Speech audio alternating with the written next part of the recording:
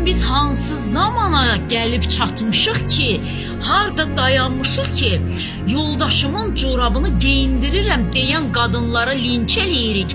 Lüt əndamını göstərən qadınlara bravo, səndən yoxdur deyirik. Görün biz hardan hara gəlmişik. Bu yüksəliş deyil əslində.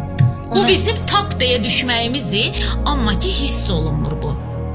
Ben sadece bir şey soruşmaq istəyirəm ki, ərin corabını geyindirirəm sözündə o cümlədə əxlaqsız hansı kəlmə var idi? Bəlkə də biz fərqinə varmamışıq. Aslında orada bir söyüş var. Sizə bir sözdüyüm yox, orada söyüş yoxdur. Yenə qayıdacağım, o vaxtlar sevgi, məhəbbət var idi. O vaxtlar çox-çox üzr istəyirəm. Gəlin cehiz gətirəndə bir dənə yastıq gətirərdi. O yastığın uzunluğu Sədə xanım siz bilərsiniz.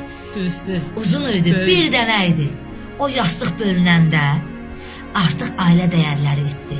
Əvvəl mən bu sözü desəydim ki, ərimin corabını geyindirəm, o yastıq bir dənə olan vaxtlarda desəydim, Ofeliya indiki deyərdilər ki, ay Allah nə gözəl qadındır Ofeliya, danışma. Azərbaycan qadını nümunəsi. Əsl Azərbaycan qadını deyərdi, eləməz idilər. O yastıqlar ayrıldı ha. O vaxtda da bir yastıqda qocal. İndi demirlər o söz toylarda. El məclislər aparanda illərdir. Allah xoşbəxt eləsin, sizə qutardı. Amma o vaxt elə sizi bir yastıqda qocal. Adam indi deməyə də utanır. Hər an öz yastığı var, öz üçün yatır. Hətta yataq otaqlarda belə ayrıdır da. Çox xahiş elə, məni pis qəbul eləməyin. Savadlı insanlar biləcək mən nə demək istəyirəm.